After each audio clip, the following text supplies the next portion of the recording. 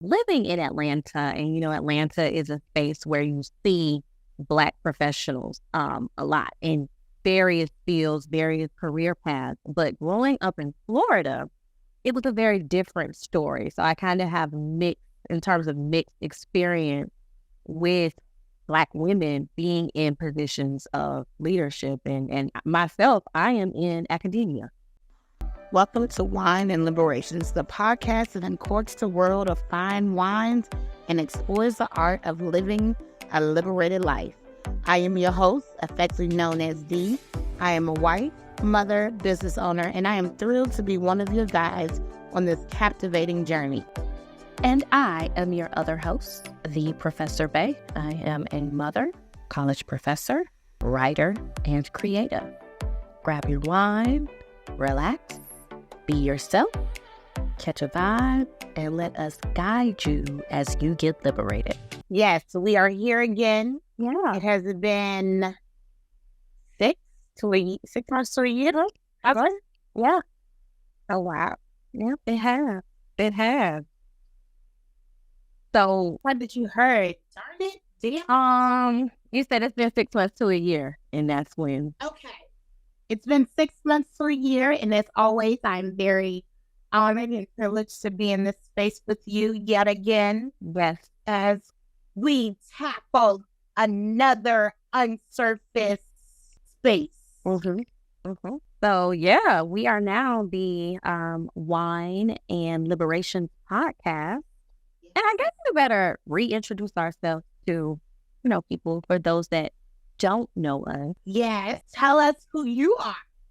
I am the Professor Bay. Yes. I am the Professor Bay. So, as mentioned in the intro, I am a mother, college professor, writer, and a creative.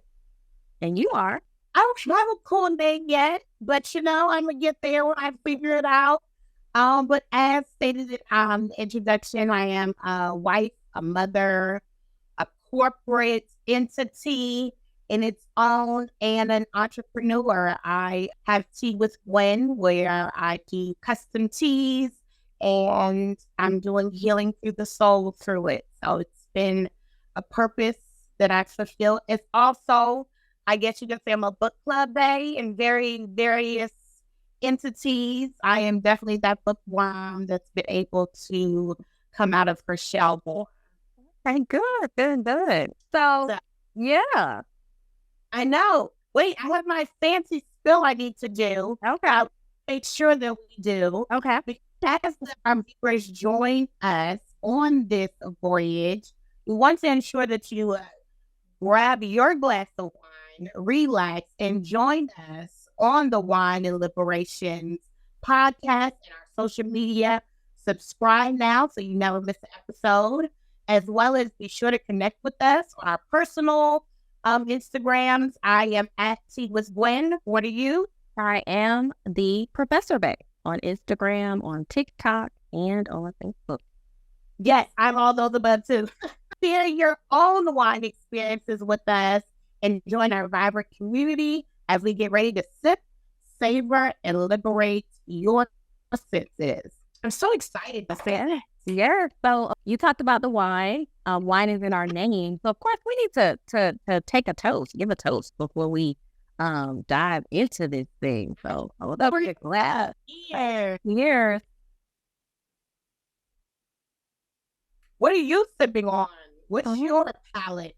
I am sipping on a sweet red tonight. That tends to be relaxing. What are you sipping on? Pinot Noir type of girl. Okay. It's to be 14% or more. If it ain't it, I don't want it. But I definitely are. I've recently discovered rose wine. It's still a little sweet for me, but I do like it. I guess I'm not sure what it's paired with. A chef recommended it to me, but I haven't had it paired with food yet. Okay. I guess red wine goes well with meat, so I'm good to go. Yes, it works. I think in any space you can drink whatever wine works for you. So whatever you like, according to your taste buds, and whatever relaxes you and makes you feel liberated. This is true. Wait, so in your 20s, let's say like from 21 to almost 30, were you, what was the drink? A Zinfandel girl? Or what was the other one that everybody drank? It was Zinfandel. Everybody had Zinfandel, right? Moscato. Yes, definitely. My actual first time ever drinking alcohol was wine. That was the first thing I ever tried because I was not a drinker at the time. I was not a drinker at the time. And so when I actually did agree to drink, it was a glass of Moscato. Really? Yeah, so I am, and I'm an OG. I'm an OG with the Moscato. I might be you. I was definitely a Zinfandel and Moscato. So I have to ask the famous question. Did you start Moscato because of Drake's famous line at the time? I forgot what it is. Oh, when he got lobster and shrimp and a glass of Moscato. Oh, it was on it was on Trey Songz song. You know what? I was drinking it before then. But when he mentioned it, I was like, oh my God. So it just made me want to try various brands because I was the type I would stick to one brand, cheap Sutter Home. Not that, affordable. Sutter Home. So that's how I started. And so it caused me to want to experience different types of Moscato. So, yes. Same. I think my palate was a little bit the same. I went from Zinfandel to Moscato, and then I was like, give me the good stuff. And I was like, well, what can get me there and just make me sing around the house to Anita Baker by myself? Mm-hmm. Besides red wine, you can be by yourself with a pretend microphone and some good R&B, and you will have the time of your life. And I always been in that space ever since. Mm-hmm. Yep. Absolutely. And I always classify red wine like, oh, if you drink red wine, like you're just such a grown lady. Like once you start drinking red wine, like you are top-notch grown. It is. Okay. Mm-hmm. Always. Mm-hmm. Yes. And so while we're talking about wine, we can see that you and I both have a love of wine. How do you think wine, what was the purpose in us putting wine or coming up with this podcast that involves wine, that we love wine, we welcome wine, we welcome the wine drinkers? What was the idea behind the concept? A couple of things came into play. Even as we recap and share our experiences, I know I can vouch for multiple times trying to decompress from the day, and I'm pouring a cup of wine. Just give me a minute. Let me sit in myself. Let me reflect, and a cup of wine does it there. Also, it can be looked at as a smoothie because it is great. So, I mean, plenty of health benefits that we want to acknowledge. It is really good for you. Mm-hmm. It is. It is. I mean, it's just the truth of the matter. So, I mean, I think it's just like you said, it's the symbolic symbol of just being like a grown woman. Mm-hmm. It's become that symbol without us even realizing it. Even if, let's reflect on waiting to exhale. Mm-hmm. What color cup wine did they have? They had red. Mm-hmm. That's just what it is. And I mean, I can go on and on with just different strong leads and actresses within shows and movies that decompress with a cup of wine. Like, let's not even go to what's the show that Kerry Washington was at? Scandal. Mm-hmm. This had her wine no matter what. Yes, it was debatable, was she alcoholic? But now that I'm older, I don't see her as being alcoholic. I get what she was doing. Yeah. Gotta save the world, and she gotta save herself too. Now, when can I come down? I've been helping people all day. When is the time going to be for me to wind down? And, sometimes, especially with us creating this space, we are professional women. And a lot of times we have to try and balance the two. So not just being a professional woman, but being a professional Black woman. And as you know, being a professional or being in professional spaces as a Black woman, it brings on a whole nother set of things that we have to deal with that nobody else has to deal with. So Yeah. That sermon is one that is very near and dear to my heart. I recently just transferred into the corporate space. And so I have a region. And one thing that I realized with covering a region, because it covers multiple states, usually a minimum of like 2 to 4 different states, you come from various backgrounds. I was raised in Washington, D.C., in Prince George's County. That all I knew and all I grew up around was Black professionals. My dentist, my orthodontist lived down the street from me. My pediatrician lived in the same neighborhood as me. So I've seen Black and women and men professionals of color in this capacity. So as I am a professional in interacting with a lot of different backgrounds, a lot of people have not seen people of color in the capacity of leadership or even in the capacity of being educated and knowledgeable with whatever space that they occupy. And I'm realizing it's very alarming. And I shouldn't be alarmed. But for my reality, it's alarming that people of minorities in leadership is such a far and few just community that a lot of us don't even have mentors to talk to as we go through microaggressions. A lot of us don't have mentors to talk to as we have communication issues with different cultures.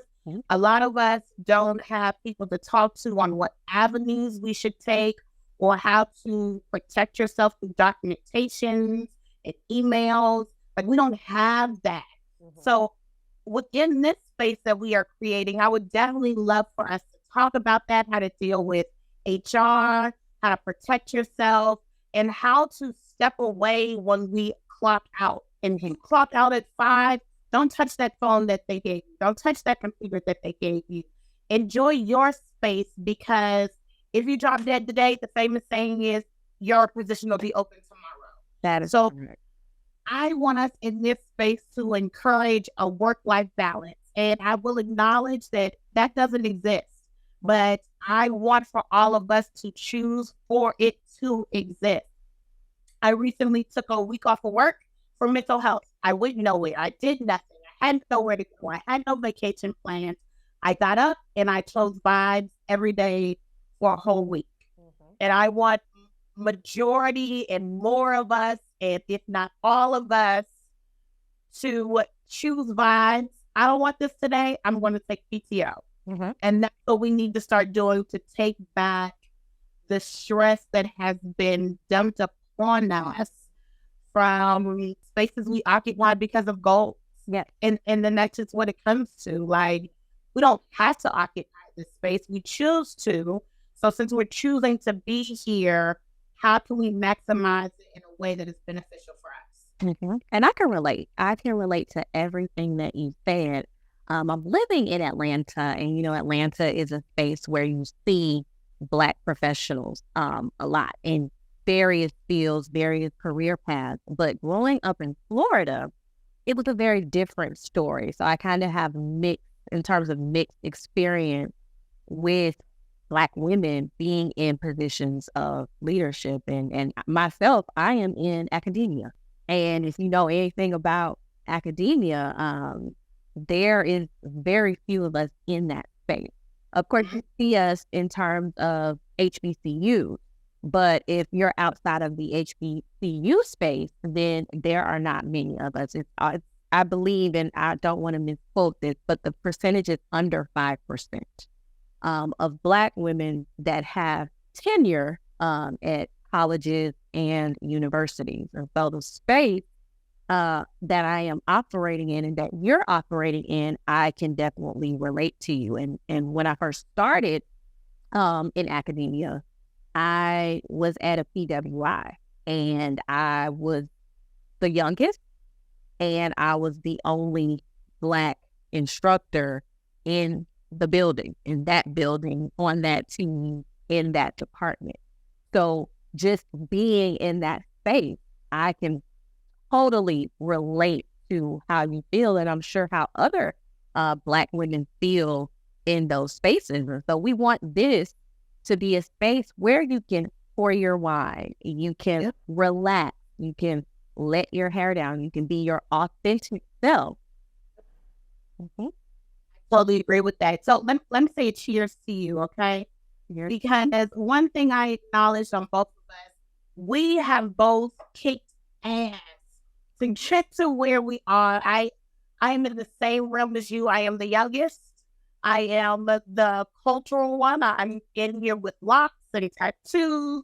I'm vocal. I'm stern. I talk my shit because I know my shit, and it makes others very uncomfortable. Mm-hmm. Mm-hmm. And like you mentioned, you worked hard for that. You have several degrees, several years of experience. So you are well informed, you are well prepared, you're over, we're gonna be humble today. You're more than qualified to do your job. But it's the fact that you're number one, you're a woman, and then two, you're a Black woman. Yep. And so now I need to prove that I deserve to be in a space. Forget these degrees and Sallie Mae that's knocking at my door. Mm-hmm. Forget that. Forget these accolades, certificates, years of experiences that my resume I can draw. I can, throw down like a draw four. Forget all that. Now to my peers and to my subordinates, I have to prove that I deserve to be in this space. And that is extremely hard when you feel like you've been fighting so hard to get here, and now somebody wants you to prove that you deserve to be here. Mm-hmm. I proved to you I deserve to be here when they offered me the job. Correct. And you got it. And you got the job. This is not an interim position. This is not a 90 days and we'll figure it out. Like, that's not a dotted line. But being in healthcare with a lot of disparities and a lot of still misinformation about health when it comes to minorities, it's an ongoing fight. It's an ongoing fight. And then in healthcare especially, you become like the kind of token Black person, like, on the flip. Yep. The flip of the coin.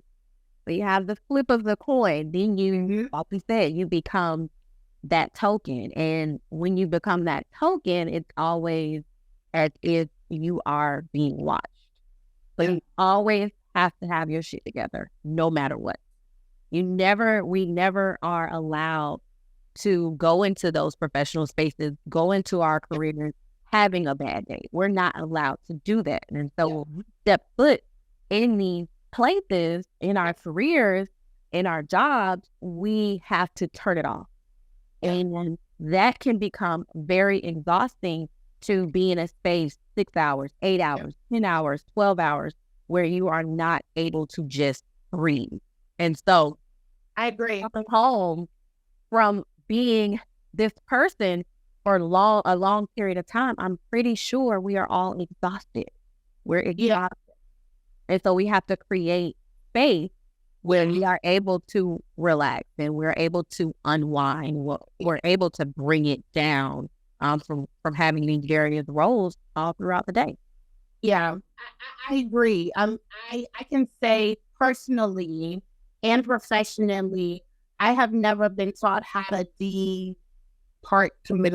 Mm-hmm.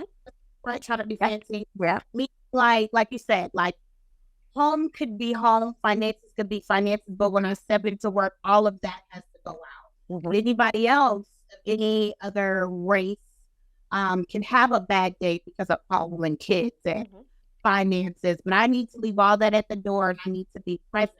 My mother is, she's a professional in corporate, and she's a pharmacist, so she does pharmaceutical sales.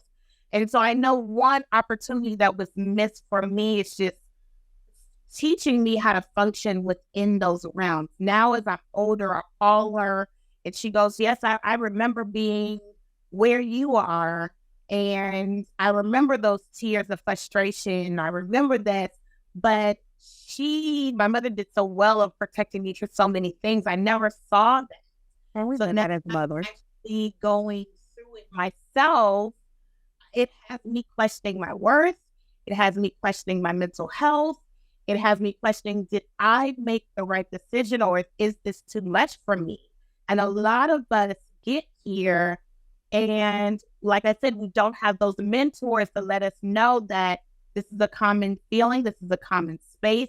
Microaggression is real. You're not losing it. We have nobody to confirm our thoughts. And to think it's been going on for a long time. And I think the generations before us, they just looked at it as this is just a part of the process. This is just a part of my job. And they probably didn't know how to, they didn't even have probably a term. They didn't even know what to call it.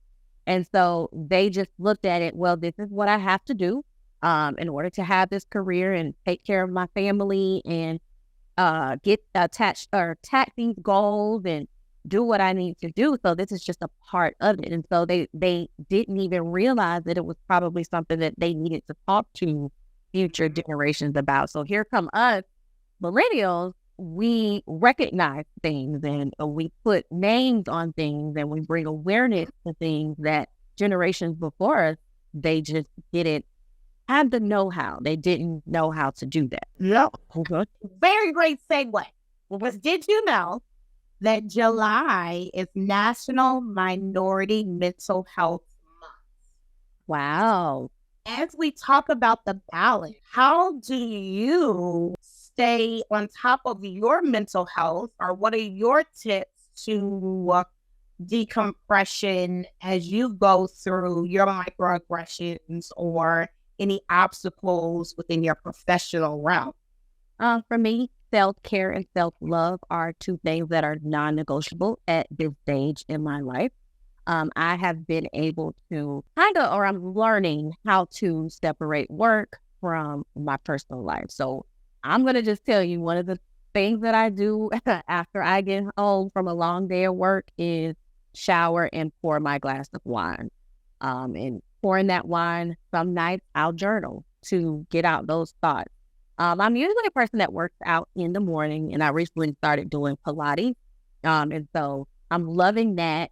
That is something which we'll talk about. That's another space where there are not many of us in there, but we'll talk about that for another day. But just exercising, going for a run, prioritizing my self-care. I'm getting the massages. I am taking the days off. I'm listening to my body. When it's time for me to rest, I listen to my body. I am spending time with friends and spending time with family. And one of the things that I've learned is to create boundaries with myself. A lot of times we think of creating boundaries for other people, which we should, but sometimes you have to create those boundaries for yourself.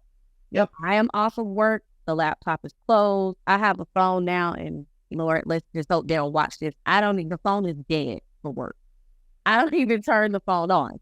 So it's like, if you need to reach out to me, we have Teams that comes directly to my other phone. I have an email. It's just being able to separate work from my personal life, and music and laughter, and just incorporating those things.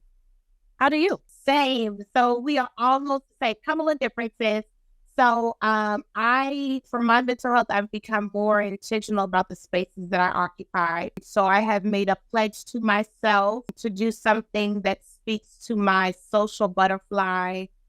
So if that's going to a convention, just going out with some friends, or just getting out the house, I need that once a month for my sanity. So I set that up with either myself or my friends, because I realize sometimes you just have to do things by yourself. Yes.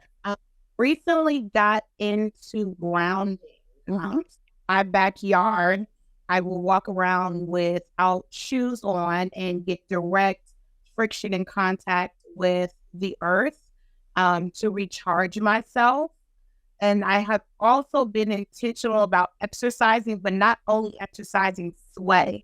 Okay. And so I want to intentionally sweat. I know this is odd for a lot of people. No. I want to intentionally sweat to release toxins and to reset my nervous system, as well as just release.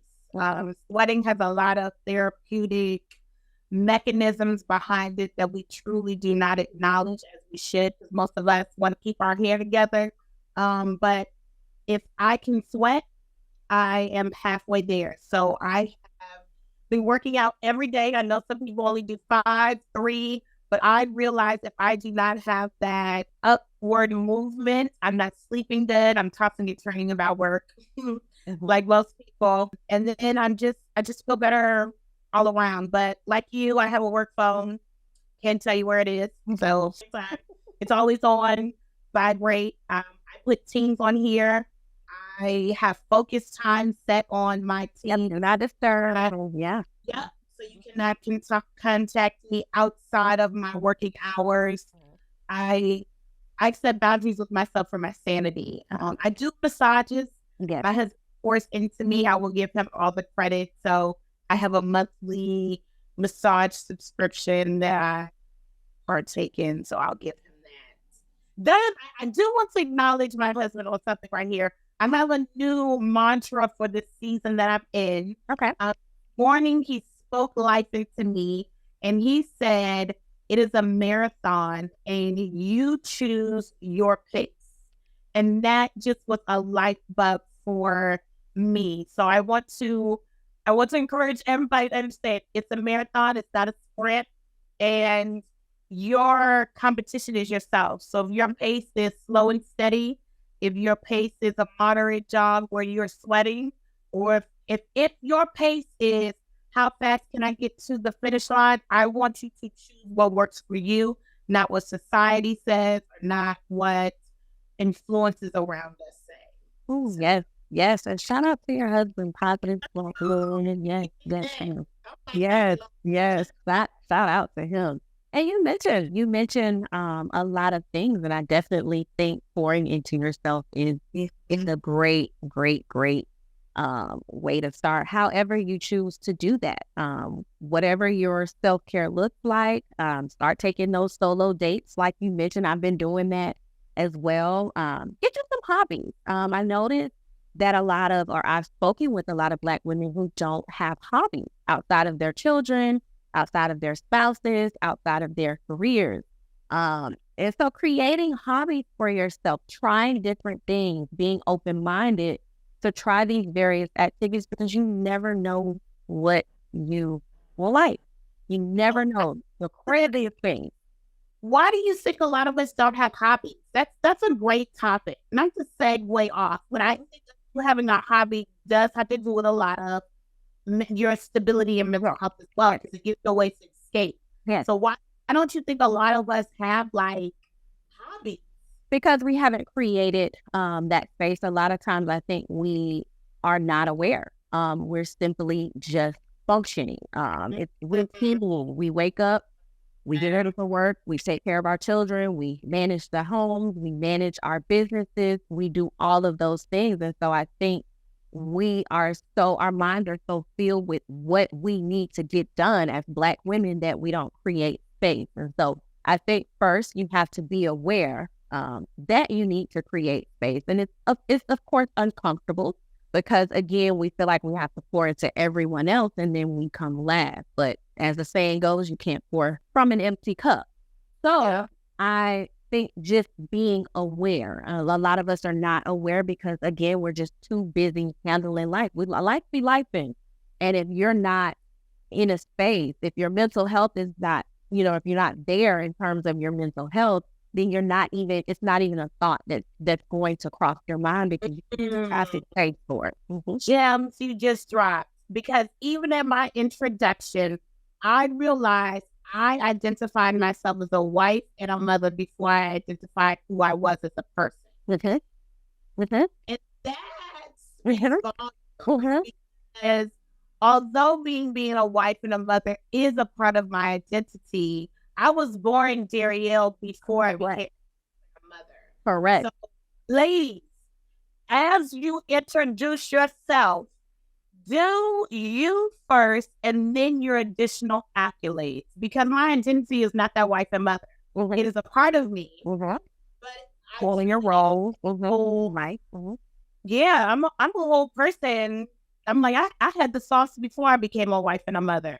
They might have sprinkled a little extra seasoning on my life, but I had the sauce. I had the recipe. So I'm making the conscious choice to make sure that I acknowledge who I am before I acknowledge my accolades. So there's a lesson on spot for all of us. Okay, let's toast to that. Let's toast to making a space for yourself, making a space for yourself. Putting yourself first. Yes. Putting yourself. I mean, I didn't either. But, you know, society has us so kind of screwed that. So I identify myself as like a radical feminist. Mm-hmm. So I am a feminist to an extent. I want you to open my doors. I want you to still take out the trash. I want you to still, you know, I'll split bills. We'll talk about that Gabrielle Union later on in life. Mm-hmm. But I mean, overall, like the feminist movement has made you feel like if you're not a wife and a mother, then you're not anything. Mm-hmm. And somehow the narrative of what was supposed to be instilled in the feminist movement has now got lost. Yeah. It back to the point. My support in the feminist movement is if my degrees match your degrees, I just want equal pay. Correct. That's all I really want from the movement. Correct. I just want equal pay. Yeah, your rent and my rent is going to be the same thing if we're renting the same place. Our mortgage might change, but you get the drift that I get. We don't. Our bills are not. Our bills are not differentiated because we're women. So pay up, same thing. Yeah, that's a good point. I agree, but they make you feel like, oh, you don't have children, you can work longer. No, I don't care if you could have a parent. A fish. 5 o'clock. And I need to go. It's 5. I gotta go feed my fish. Don't let that narrative because you don't have any responsibilities at home to work longer. Don't do that. Don't do that. Yep. So, but also I realize even within the work capacity, when your coworkers find out that you're not married, I do see them treat single women very different than married women. Mm-hmm. We'll leave for another day. Yes. Yes. Yes. Yes. I will say that. Yes. That is true. Yep. I see. It's like, especially with your male peers, it's like it discredits you. But we'll go there. Yes. Yes. So yeah. So just, tying in the wine, having our mental health at the forefront, honoring ourselves, creating these safe spaces, these spaces outside of career and the various roles that we occupy, because honey, we occupy so many. I don't even have enough fingers to count the roles that, we all step into. And so that was, the reason for us. We saw that there was a need. There was a need for this space. And so creating this safe space, again, for those women of color, Black women in particular, and professionals, those professional Black women who have to navigate these spaces. And so we want you to know that this is a safe space. We are here. This is a space where you can grab your wine and get liberated. Yeah. I do want to drop a book recommendation. Okay. Okay. The book is called, oh my goodness, Nothing Ever Comes Up When You Need to Be Perfect. Mm-hmm. It is called, once I get my life together, I'm going to tell you 2 books. The first one is going to be Secrets of the Six-Figure Woman. Okay. That is a great book that talks about how to function in balance. And there's also a book called, it is not on this list as it should. Oh, The Little Black Book of Success. Okay. And this is directly written from a Black author. Okay. And she talks about how to occupy the space as a Black professional, as well as balance microaggressions and mental health. Okay. So I just dropped those gems. So again, it's called The Little Black Book of Success by Elaine Brown. And The Six-Figure Woman. The Six-Figure Woman is written by Barbara Stanny. She is not African-American, but an amazing writer. Okay. Both those books have helped me currently learn how to overcome. And I do want to acknowledge the current book that I'm reading is called Black Faces in High Places. Okay. It is written by two African-American gentlemen, Randall Pickett and Jeffrey Robinson. I'm still diving into it, but I think those three gems will hear you all over. Yeah, something to put in the toolbox. Thank you. Something to put in the toolbox. So those great. Thank you for those recommendations. So yeah, Left Toast, the episode 1, the Wine and Liberation podcast. So until next time. And then I do want you all to drop your wine recommendations in the videos. I would love to see what you all are drinking. I'm always up for a wine recommendation. So please. Host.